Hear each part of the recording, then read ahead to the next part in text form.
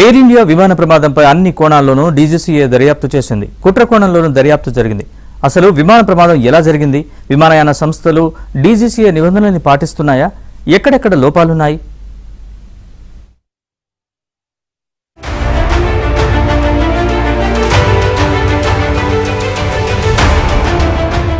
Air India విమానం AI-171 దుర్ఘటన కేసులో కుట్ర కోణంపై కూడా దృష్టి పెట్టారు. Air craft accident investigation bureau AAIB ఈ కేసు దర్యాప్తు చేస్తుంది. రికవరీ చేసిన బ్లాక్ బాక్స్ AAIB ఆధీనంలో ఉందని, విశ్లేషణ కోసం దాన్ని విదేశాలకు పంపబోమని స్పష్టం చేసింది పౌర విమానయాన శాఖ.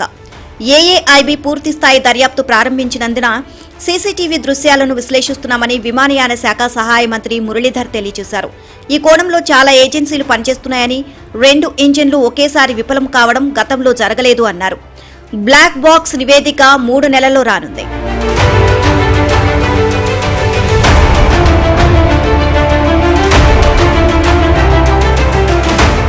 ఢిల్లీ, ముంబైతో సహా దేశంలోని అనేక ప్రధాన విమానాశ్రయాలను directorate of civil aviation DGCA audit చేసింది. అహ్మదాబాద్లో 12న జరిగిన ఎయిర్ ఇండియా విమాన ప్రమాదం తర్వాత ఈ ఆడిట్ నిర్వహించారు. ఎయిర్పోర్ట్లో అనేక లోపాలు ఉన్నాయని, భద్రతా నియమాల ఉల్లంఘన జరుగుతోంది అని నివేదికలో వెల్లడైంది. విమాన కార్యకలాపాలు, భద్రతా, కమ్యూనికేషన్ వ్యవస్థలు, విమాన ప్రయాణానికి ముందు పైలట్కు వైద్య పరీక్షలు వంటి అంశాలను DGCA పరిశీలించింది. సరిగ్గా కనిపించని రన్వే లైన్లు, 3 ఏళ్లుగా డేటాను అప్డేట్ చేయకపోవడం వంటి అనేక లోపాలను DGCA గుర్తించింది. ఓ ఘటనలో టైర్లు అరిగిపోవడం వల్ల ఎగరడానికి ముందు విమానాన్ని నిలిపివేయాల్సి వచ్చిందని DGCA తెలిపింది. విమానాల టైర్లు అరిగిపోయినా కంపెనీలు మార్చడం లేదు అన్నమాట. డబ్బే ప్రధానంగా ఫ్లైట్లు తిప్పుతూ ప్రయాణికుల భద్రతను గాలికొదిలేస్తున్నాయి విమానయాన సంస్థలు. ఎయిర్ క్రాఫ్ట్ మెయింటెనెన్స్ మాన్యువల్ ప్రకారం అవసరమైన భద్రతా జాగ్రత్తలను ఎయిర్ క్రాఫ్ట్ మెయింటెనెన్స్ ఇంజనీర్ తీసుకోవడం లేదు అని DGCA గుర్తించింది. కొన్ని చోట్ల మరమ్మతుల ప్రక్రియలో ఇంజనీర్లు పాల్గొనడం లేదు. విమానం వ్యవస్థలో గుర్తించిన లోపానికి సంబంధించిన సమాచారం లాగ్ బుక్లో నమోదు చేయడం లేదు. పైలట్లపై తీవ్ర ఒత్తిడి ఉంది. విమాన ప్రయాణాన్ని సరైన సమయానికి పూర్తి చేయాల్సి ఉంటుంది. తక్కువ టర్న్ అరౌండ్ సమయంలోనే, అంటే ల్యాండ్ అయిన విమానం వెంటనే ఎగరడానికి సిద్ధం చేయాల్సి ఉంటుంది. ఎక్కువ ట్రిప్స్ వేస్తేనే విమానయాన సంస్థకు లాభాలు. ఈ తక్కువ సమయంలో ఇంజనీర్లు మాన్యువల్ ప్రకారం జాగ్రత్తలు తీసుకోవడం లేదు. AME సూచించే సాంకేతిక సూచనలను పాటించడం కష్టతరం అవుతుంది.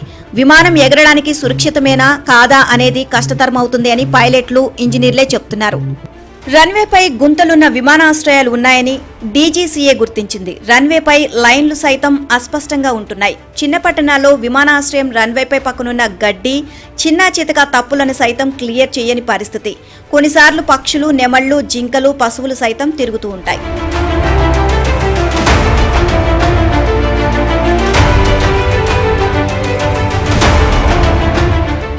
పైలట్లు, క్యాబిన్ సిబ్బందికి విశ్రాంతి తీసుకోవడానికి తగిన సమయం దొరకడం లేదు. కొన్నిసార్లు ఒకే రోజులో 5-6 ట్రిప్స్ కూడా వేయాల్సి ఉంటుంది. నో చెప్తే ఉద్యోగాలు సైతం కోల్పోవాల్సి ఉంటుంది. ఎయిర్పోర్ట్ల సమీపంలో ఒక పరిధికి మించి నిర్మాణాలను అనుమతించరు. కానీ అవినీతి అధికారులు లంచాలు మెక్కి నిబంధనలను తుంగలో తొక్కుతున్నారు అని తేలింది. దీంతో సురక్షితంగా టేకాఫ్, ల్యాండింగ్ చేయడం కష్టమవుతుంది. 3 ఏళ్లుగా కొన్ని విమానాశ్రయాల్లో ఈ పరిధి డేటాను అప్డేట్ చేయలేదని DGCA ఒక ప్రకటనలో తెలిపింది. ఎయిర్పోర్ట్ల చుట్టూ అనేక కొత్త భవనాలు నిర్మిస్తున్నప్పటికీ పట్టించుకోవడం లేదు. పైలట్లు ఫిర్యాదు చేసినా అధికారులు పట్టించుకోవడం లేదు. ఈ పరిణామాలు జంబో జెట్స్కు కష్టంగా మారింది.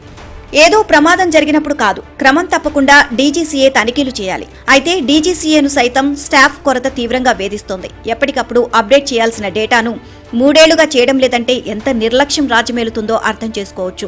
ఇందులో కేంద్ర ప్రభుత్వ తప్పిదం కూడా ఉంది. గ్రౌండ్ హ్యాండ్లింగ్లోనూ చాలా లోపాలు ఉన్నాయి.